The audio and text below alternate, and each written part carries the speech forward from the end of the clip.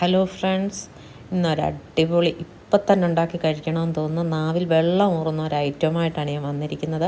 ഇതിന് പറയുന്നത് പൈനാപ്പിൾ കച്ചെന്നാണ്. ഈ കച്ചെന്ന് പറയുന്നത് കണ്ണൂർക്കാരുടെ ഒരു മെയിൻ വിഭവമാണ്, സ്ട്രീറ്റ് ഫുഡാണ്. അവരുടെ നൊയമ്പ് കാലത്തൊക്കെ ഉണ്ടാക്കുന്ന ഒരു ഐറ്റമാണ്. പല ഐറ്റം കൊണ്ട് നമുക്ക് കച്ചുണ്ടാക്കാൻ പറ്റും. ഇന്ന് ഞാൻ ഉണ്ടാക്കുന്നത് ഒരു പൈനാപ്പിൾ കച്ചാണ്. ഈ കച്ചിന് വേണ്ടി എടുക്കുന്ന ആ മിക്സിനാണ് കച്ചെന്ന് പറയുന്നത്.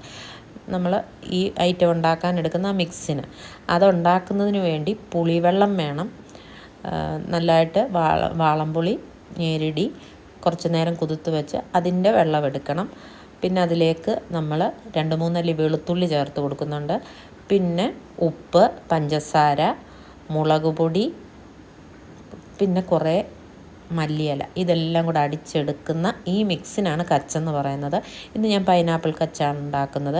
പിന്നെ ഈ കപ്പയുടെ ചിപ്സ് കിട്ടുമല്ലോ, ഒരു കമ്പ് പോലെ ഇരിക്കുന്ന ചിപ്സ്, അതൊക്കെ ഈ ഐറ്റമൊക്കെ ഈ കച്ച്, ആ കൊള്ളിക്കച്ചെന്ന് പറയാം, അത് വാങ്ങി ഈ മിശ്രിതം അതിനകത്തൊഴിച്ചാൽ കൊള്ളിക്കച്ചായി. അടിപൊളിയാണ്, ഉണ്ടാക്കി നോക്കണം.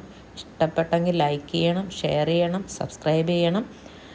കൂട്ടത്തിൽ ആ ബെല്ലൈക്കൺ കൂടി ഒന്ന് അമർത്തിയേക്കണം. പുതിയ വീഡിയോയുമായി കാണും വരെ ബൈ ബൈ.